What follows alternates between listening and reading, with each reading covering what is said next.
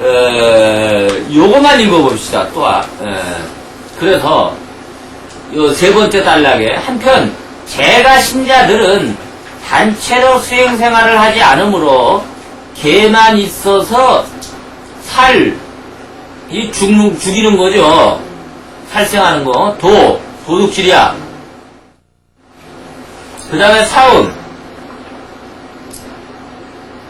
망언, 음주로부터 벗어날 것을 맹세하는 5개와 15일에 2번씩 지켜야 할 팔제계가 있다. 팔제계란 24시간 동안 단식, 금욕 등의 8개를 지키고 출가자와 똑같은 수행을 하는 계이다. 한편 출가자에게는 연서자인 3인이의 10개와 비구의 250개, 비구니의 500개가 있다. 그러니까 이 3인이는 이 출가를 해서 20살이 안 된 그러한 스님네를 3이라고 하고, 이 니자가 붙는 거는 여자란 뜻이에요. 3인이 비구니 할 때, 또 우바이 할 때, 우바이, 그거는 다 여자 신도를 말하는 거라고. 그래서 비구니, 우바이를 해가지고 사부대중이라고 말을 하는 거야. 남자 중, 여자 중, 남자 신도, 여자 신도. 요즘은 이 3인이, 또 비구니 가리는 방법을, 이 구족계를 수지를 할 때, 비구와 비구니라고 말을 해요. 우리나라에 지금 이 조계종에 있어서의 이 계에 대한 해석은 그렇다고. 비구라는 말은 원래 걸사라는 말이에요. 비구라는 말은 거렁뱅이라는 말이라고. 이제 개를 하나씩 살펴볼 텐데, 이제 요거 한번 좀 정리를 좀 할 게 있어요. 우리가 지금 종파라는 것이 있죠. 예를 들면 무슨 조계종이다, 태고종이다, 법화종이다, 천태종이다, 진원종이다, 진각종이다. 여러 가지 이 종단 이름들이 셀 수 없이 많아. 나도 잘 몰라 몇 개가 있는지. 기독교의 경우엔 더 많지. 그런데 기독교 같은 경우에도 계에 대한 해석을 달리함으로써, 이 계율에 대한 해석을 달리함으로써 파가 갈라지죠. 예수교도 감리교다, 장로교다, 제7일 안식교다, 또 여호와의 증인이다 하는 것도 어찌됐든 그러한 계를 지키는 방식에 따라 다르잖아요. 그죠? 또 몰몬교라든가 이런 사람들은 이 자연주의 이런 걸 한다고. 또 기독교에서도 야채만 먹고 그러한 생활을 하는 사람들도 있어요. 그러니까 기독교에서도 우리나라뿐만이 아니라 기독교의 본래 태어난 지방인 그것이 이제 이스라엘 중심으로 한 이 동양 사실은 종교지만은 실제로는 서양에서 꽃을 피운 거 아니에요. 유럽과 미국에서. 그래서 상상할 수 없는 많은 종파들이 생기는 게야. 그러니까 실제로 우리나라에 있어서도 기독교를 표방하는 사이비 종교가 굉장히 많잖아. 그죠? 그러니까 성경의 해석에 따라서 다르게 또 파가 갈라지잖아요. 그죠? 통일교라든가 이런 경우.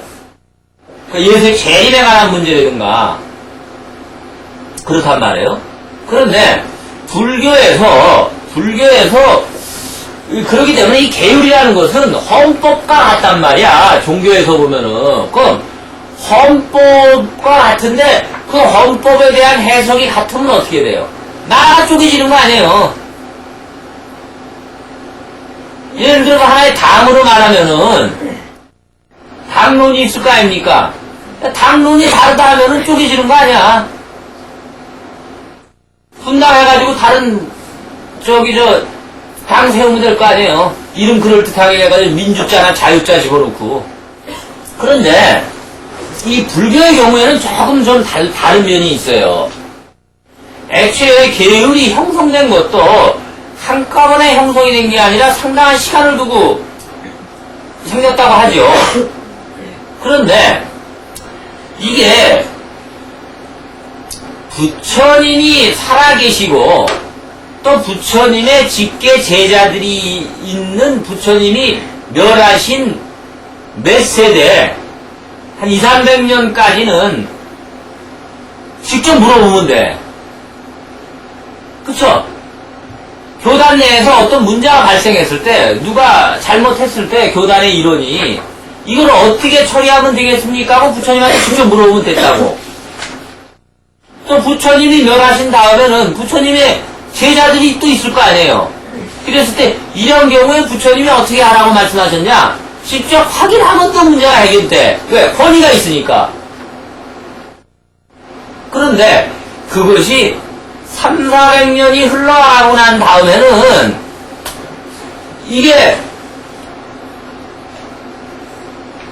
어디다가 기준을 둬야 될지 또 한쪽에서 예를 들어서 다른 주장을 하더라도 한쪽에서 그 막을 수 있는 권위가 사라지는 거야. 아, 그렇지 않겠습니까? 말이 그렇지 300~400년이라는 시간은 지금으로 따지면은 지금 올해가 2001년이죠. 300년이라고 짧게 잡아봅시다. 그건 얼마예요? 1600년 전, 1600 몇 년이지? 그죠? 그러면 그 시대가 지금 우리나라 어느 시대에 속하냐고. 굉장히 오랜 시대 아니에요. 오래전 얘기란 말이에요. 굉장히 오랜 기간이라는 거야. 예를 들면은, 부처님이, 교단을 형성하면서 할 때, 소금을 지니지 말아라. 출가 수행자는 소금을 몸에 지녀서는 안 된다. 라고 얘기를 했다고 치자 이거예요. 지금 생각하면 잘 이해가 안 되지. 근데 인도란 나라에서는 여행을 하려면은 소금을 가지고 다니면서 먹어야 되잖아. 그리고 지금은 소금이 염전이라는 거를 통해 가지고 흔하지만은 과거 부처님이 계신 시절은 기원전 5, 6세기란 말이에요. 소금이 굉장히 귀했던 시절이라고. 그러니까 소금이 거의 그 하나의 부의 상징을 나타내는 거란 말이야. 그러니까 소금은 절대 가지고 있으면 안 된다 이거야. 그런데 어느 수행자가 서울에서 부산까지 전법을 하러 다닌단 말이야. 포교를 하러 다닌단 말이에요. 근데 우리가 서울에서 부산까지 하면 500km 되니까 굉장히 먼 거리라고 생각을 하죠. 근데 인도란 나라는 우리나라 땅에 몇십 배가 되는 나라니까 그 서울에서 부산까지 정도는 그거는 아무것도 아니야. 그 거리는. 그런데 그 더운 나라를 가다 보면은 사막도 지나가야 되고 막 그렇단 말이야. 그럼 소금을 몸에 지니고 가지 않으면은 죽을 수도 있어. 그죠? 그런데 소금을 몸에 지니고 다니는 것이 부처님이 지니고 다니지 말라라고 얘기를 했는데 내가 여행을 공적인 업무를 하더라도 여행을 가는데 소금을 지니고 가는 것이 부처님 말씀하신 계에 어긋나느냐 안 어긋나느냐 하는 문제에 부닥칠 거 아니에요. 그 부처님이나 부처님 직계 제자가 있었을 때는 물어서 해결을 하면 됐었는데 이거는 그렇게 권위 있게 대답을 해줄 만한 사람들이 다 없어져 버린 거야. 그러니까 어떤 이는 부처님이 말씀하신 거기 때문에 그거는 절대 지켜야 된다. 그럼 죽으란 말이냐? 죽으란 소리가 아니라 몸에 지니지 말고 필요할 때마다 동네 들러가지고 얻어먹어라. 그 말이 일리가 있단 말이야. 그런데 예를 들어서 사막 같은 데 가다 보면 몇 달을 걸어가야 되는 수도 있는데 만약에 그 마을에도 소금이 없거나 사막을 횡단해야 된다고 할 때는 그거는 예비로라도 가지고 있어야 될 거 아니냐. 그쵸? 그 온건파와 강경파로 나뉘는 거야, 말하자면. 그 다음에 또, 이런 예가 많아요. 아주 우리가 지금 생각할 때는 아주 하찮은 문제지. 또, 오불씨라고 하니까. 지금은, 예를 들어서 12시 딱 정해놓고, 12시가 넘으면은, 무조건 안 된다. 라고 정하면은 시계보고 하면 돼. 근데 그 당시에는 시계가 없으니까 말뚝 같은 걸 박아놓고 대개 정했을 거란 말이야. 그잖아요? 그러면 말뚝 가지고 그림자를 갖다가 어느 위치에 와 있냐를 가지고 시간을 따졌거든. 그랬을 때 개인적인 일도 아니고 어떤 공적인 일이라든가 또는 아까 얘기했듯이 신도들의 이 법문을 설어주기 위해서 신도들한테 늦었는데 그것이 요 손톱의 한 반만큼 매듭의 반 정도만큼의 그림자가 지나갈 때까지 늦을 수 있는 건 그래도 그건 봐줘야 되지 않겠느냐. 밥 먹는 걸 그렇게 주장을 할 수도 있는 거 아니에요. 좋은 일 하나 왔으니까. 그런데 또 그것도 안 된다라고 주장한다는 파가 있단 말이야.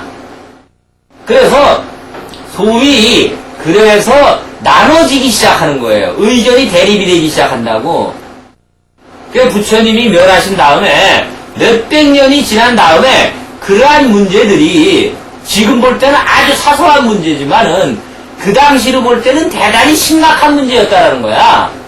그걸 수십 년, 수백 년의 논쟁을 하다가 나눠지기 시작을 해가지고 그것을 우리가 뭐라고 얘기를 하냐면은 이 상자부하고 대중부로 나눠진다고 그래요. 상자라는 거는 말 그대로 윗좌석에 있는 사람들이잖아. 그러니까 노장들, 보수적인 사람들. 야, 죽으면 죽었지 속으면 안 돼. 야, 손톱 한마디라도 안 돼. 부처님이 안 된다 그랬으면 안 되는 거지. 이 젊은 것들이 말이 많냐고 말이야. 그런단 말이야. 보수적인 성향을 가진 사람, 상자분. 근데 대중부는 그거는 본래 뜻이 부처님이 소금을 지니지 말라라는 얘기는 욕심을 부리지 말라라는 얘기지 그걸 갖다가 목숨을 유지하기 위해서 지니고 다니는 건데 막말로 한 가마를 지고 다녀도 어떠냐 이거야. 부를 갖다가 갖지 말고 욕심을 갖지 말라는 얘기지 그게 생명의 지장을 받을 만큼 그러한 관점에서 부처님이 얘기한 건 아니다 라고 주장을 한단 말이에요. 그 말도 의미가 있는 거 아닙니까? 그러한 개혁적인 성향을 가지고 있는 사람들이 모이게 돼가지고 대중부라고 한다고. 이것이 최초로 교단이 나눠지는 거예요. 그러니까 이건 분열이라고 할 수는 없어요, 사실은. 그래서 나중에 여러 부파가 생기게 되죠. 그러니까 이거를 두 상자부와 대중부를 분리되는 것을 근본으로 해가지고 또 상자부에서도 막 나눠줄 거 아닙니까? 다른 문제 가지고. 대중부에서도 막 나눠주는 거 아닙니까? 그래가지고 이걸 부파불교라고 소위 말하는 거예요. 부파불교라고 말을 하는 거라고. 나중에는 그 계율 문제가 아니라 부처님이 말씀하신 것에 대한 이 받아들이는 이해, 경에 대한 해석, 이것에 대한 차이, 또 부처님이 말씀하신 경 중에서, 말씀하신 것 중에서 어느 거를 더 중히 여기느냐에 따라서 갈라진단 말이야. 그게 부파불교라고. 그러니까 이 부파불교가 생기게 되니까 이게 상당히 이론적으로만 되잖아요. 실제 무슨 뭐 깨달음을 얻는 어떤 그러한 문제보다도 그렇잖아요? 승관 자체 내에서 뭐 어떤 이론적인 걸 가지고 따진다든가 계율적인 거 가지고 따진다니까 일반 부처님을 숭상하는 일반 대중 민중들하고는 어찌 보면 상당히 동떨어져 있는 문제라고. 그죠?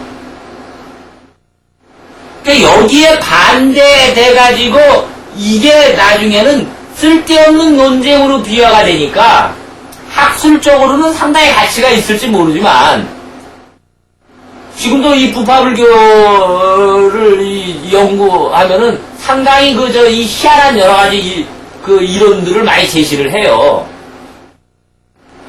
그런데 이 부파불교에 대해서 이걸 우리가 이렇게 얘기를 하게 돼. 그래서 우리가 소승 대승 얘기를 하잖아요. 불교에서 소승 대승 얘기를 하는데 어떤 이들은 상자부라는 데에서 소승불교가 태동이 됐고 대중부에서 대승불교의 발전이 태동이 됐다라고 주장하는 사람들이 있어. 근데 그거는 거의 인정은 받지 못해요. 다만 분명한 것은 이 부파불교에 대한 맹정 때문에 소위 대승불교 운동이 일어난다라는 거지. 대승불교 운동. 제가자를 중심으로 한 대승불교 운동이 일어나는데 이 대승불교 운동이 일어나는 시점이 보통 이 서력기원을 전후해서 일어난다고 그래요. 그러니까 부처님이 멸하신 후 500년, 600년 정도 지난 다음부터 대승사상이 일어난다라는 거지. 이 개화는 관계없지만 이게 연관이 되는 얘기예요.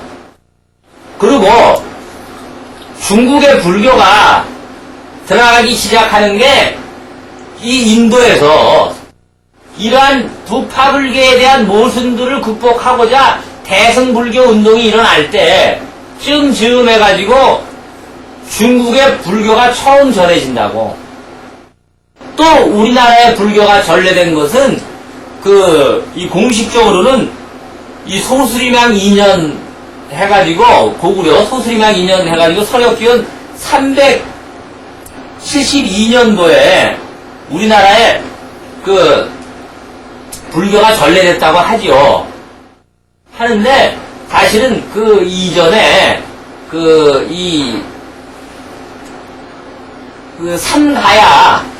삼가야인가 하락인가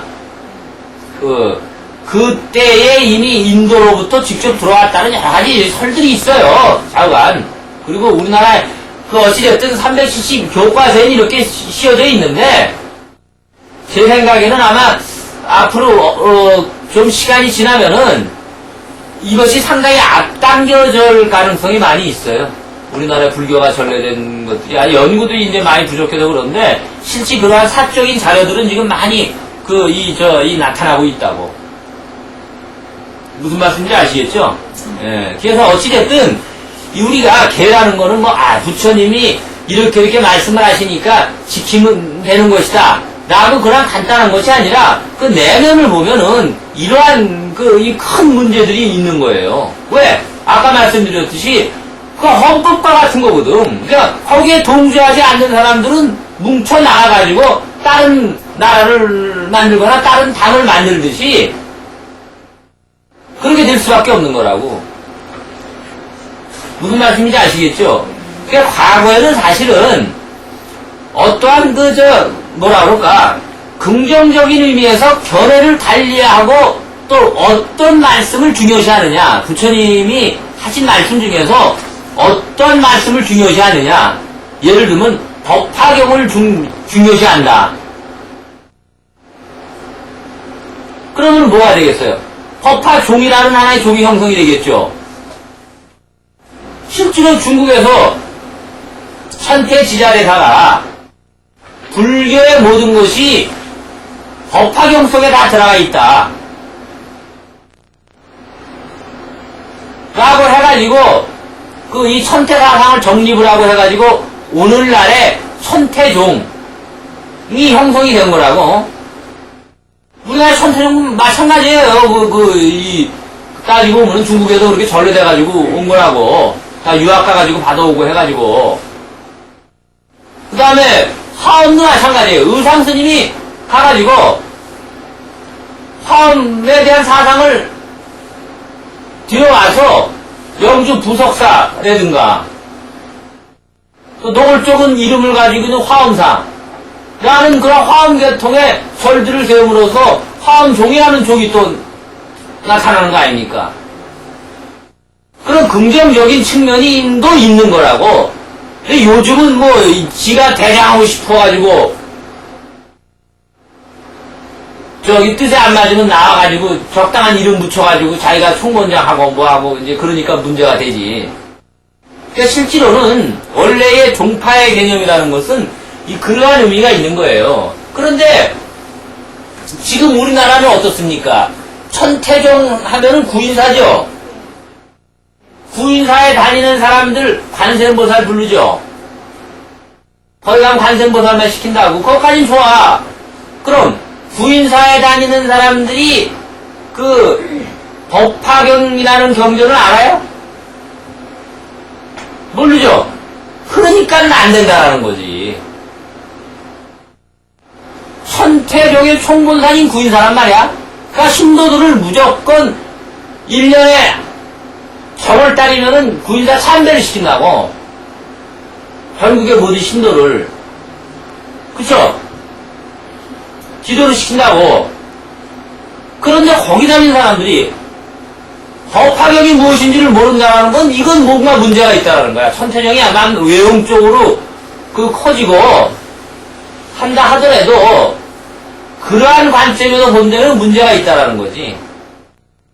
천태종만 제가 빗대어 얘기하는 게 아니에요. 조계종이나 이 진갑종이라는 다른 종들도 사실은 엄격한 의미에서 보면은 그러한 문제점들이 다 있는 거란 말이야. 일본 불교 같은 경우에는 우리나라는 통불교지만 일본 같은 경우에는 노골적으로 종파불교이기 때문에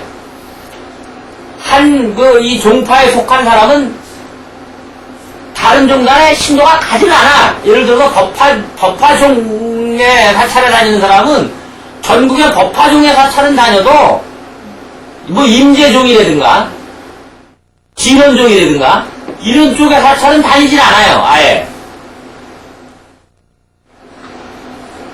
그리고 법화종 하면은 법화종 계열의 사찰에 가보면은 불단이 다 똑같이 꾸며져 있어요. 규모만 다를 뿐이지 다 똑같이 꾸며져 있다고. 그러니까 색깔이 명확하지. 그걸 종파불교라고 말을 하는 거라고. 우리나라는 통불교라고 말을 하냐. 통불교 이런 거 저런 거 다 수용한다고.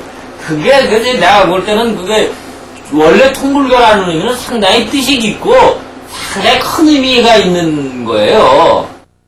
그런데 그게 시계 물에 물 타는 술에 술 타는 이것도 좋고 저것도 좋고 이런 식으로 되버려가지고 지금은 신도들이 절에 가더라도 주불이 뭐가 모셔져 있는지도 모른다고. 그래서 어느 전에는 하면은 분명히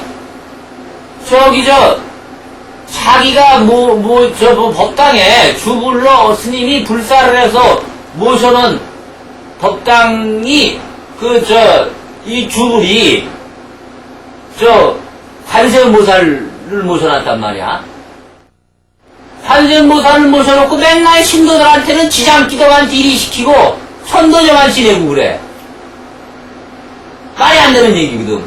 맞지 않는단 말이야. 예. 그러한 경우가 많이 있어요.